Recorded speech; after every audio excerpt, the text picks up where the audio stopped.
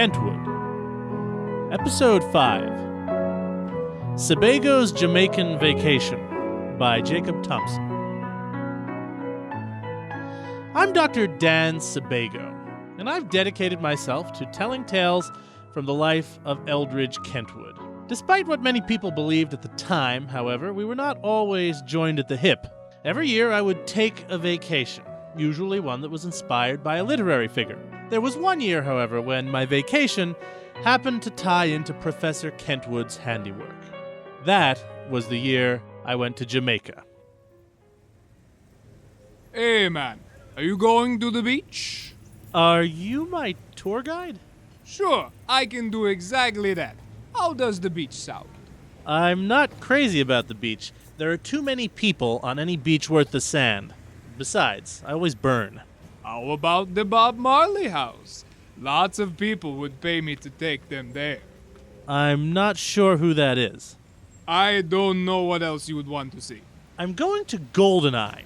That is the estate where Sir Ian Fleming wrote 14 James Bond novels. It is located in Oracabessa. I never learned how to read, buddy. Can I just sell you some of my goods and cut you the chase? I've got both Indica and Stativa. I've got specials on Northern Lights, Purple Haze, Big Bud, winner of the 1989 Cannabis Cup. Are you talking about narcotics? Of course! This stuff is like candy to you rich white Americans. Not this rich white American. Ah, but you are rich. Only by the standards of you and your cohorts in the developing world. What of it? I gotta take care of these. You got money, and I need your money. I can't say that I like the sound of this. A little bit later, I was revived by a woman who was in fact my actual tour guide. She was surprisingly reasonable about my sudden cash shortfall. I don't know if you want to be going to Goldeneye. The president of Jamaica is dropping in today. Well, Dan Sebago is also going to be going there. What other writers does Jamaica have? It looks like you may have a head injury. I don't know if you want to go anywhere today. You didn't take me across this whole island for nothing. Besides, Ian Fleming is right in front of us. I don't think so. Fleming, I love teaching you, but didn't anybody tell you that you're supposed to be dead? Nonsense, my good man. I live at my estate and I entertain historical figures such as Sir Anthony Eden and Noel Coward. If you spend too much time socializing, you'll never write that 15th Bond novel. This is a reenactor, sir. Don't listen to that killjoy.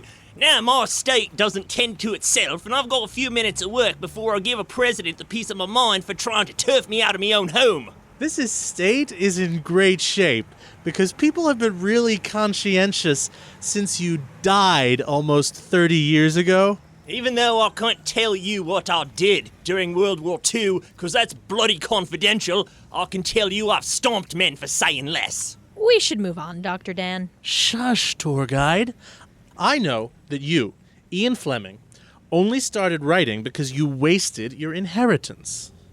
There wasn't much to waste, because I was largely disinherited. That's because you were content to be a lazy playboy. Why am I arguing with a ghost? I'm sick and tired of you saying that I'm dead. If you know everything about my life, why are you here in the first place? Seriously, dude, you know your stuff. You should try getting into the historical reenactment game, but I really need to get to that protest. Well played, Sir Ian. Dr. Dan, the president is going to make a very unpopular announcement, and there may be danger. Perhaps you should not go inside the estate in your condition. Ignoring the advice of my guide, I went inside and walked into a mob scene. 007! 007! George Lazenby's my hero! 007! What's the problem here today? The president has nationalized this estate and is going to dump all the artifacts into the ocean. Say no more! I'm going to see everything I can while I still can! Oh, the typewriter that produced the James Bond novels. What do you think of it? I'm pretty indifferent, though I do teach Fleming in my postmodern literature course. Good. Fleming gets no respect from academia. He should float into their offices and haunt them instead of hanging out on his estate and whining to the living. Well, sure, but I never thought of him as postmodern. He isn't postmodern per se, but some of his ideas tend themselves towards postmodern discussion. Have you read Miss Desdemona de Bartleban's recent essay in the Missouri Review? Can't say that I have. I've always thought that the Bond novels, though trifling in and of themselves... Watch your mouth! We're at his shrine and I named my son Q and my daughter M. That's unfortunate. Oh, you are seriously on thin ice. Choose your words with care. I appreciate the Bond books as a raging expression of the repressed id of a Britain that was emasculated by the world wars. A weakened nation turned to good old 007 as a superheroic, virile fantasy figure, oozing with confidence and sexuality that was otherwise lacking in their drab post-war milieu. Mr. Bartleban expands on my notion and postulates that cultures in decline produce their most aggressively masculine collective fantasies. For example, there were the Stallone and Schwarzenegger movies Americans consumed by the millions as they exported their jobs and sold their dignity, not to mention the phallic totems of the Easter Islanders. The Bond novels are yet another product of such a cultural death spiral. Well, I think I should show you something that would never exist if he and Fleming were never born. A clock? There have always been those. I believe they were invented in Switzerland. Ow! A cuckoo gun? Well, that hurts like a son of a bitch. Now we finished the job! For the last 2 years, my lifelong dream as president of Jamaica has been to clean out this imperialist sty and make it represent all the folks of this island.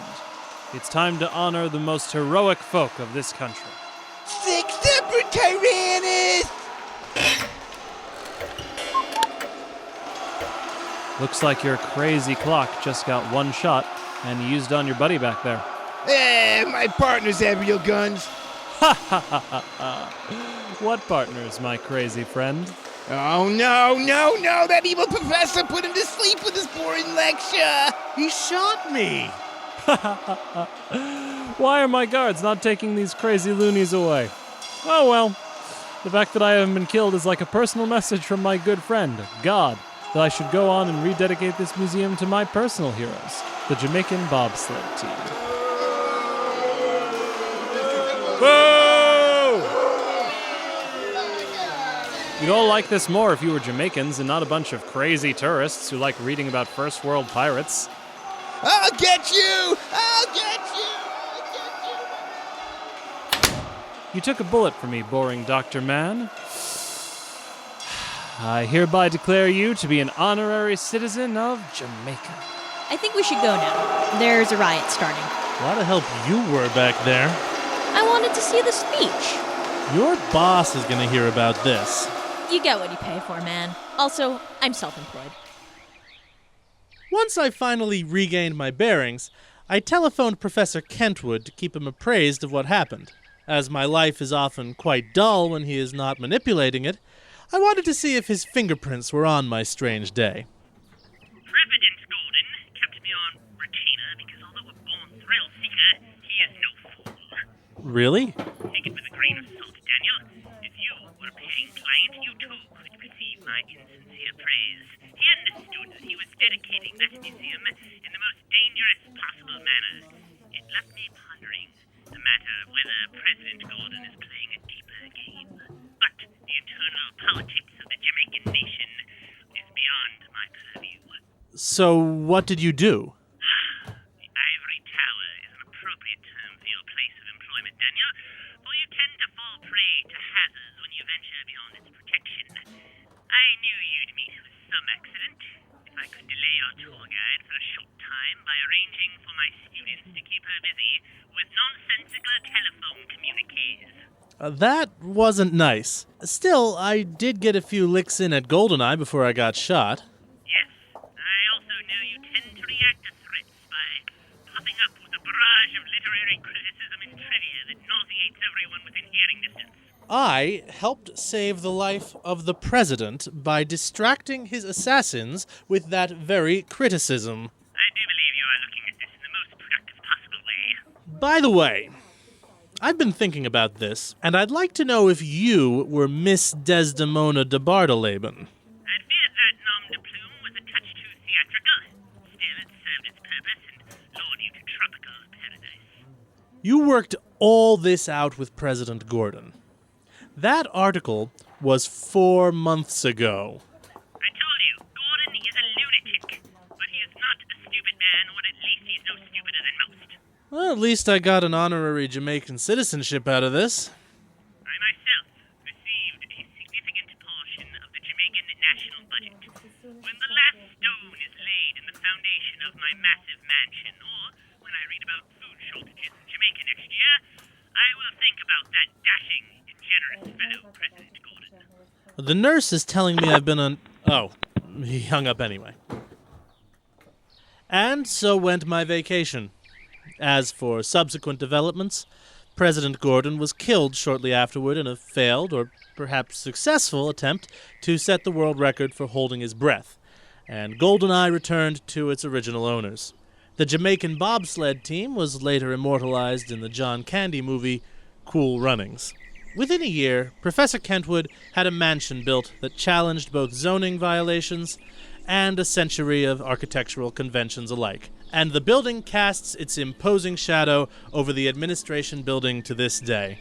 Finally, after a promising start, Desdemona de Bardeleben was never heard from again.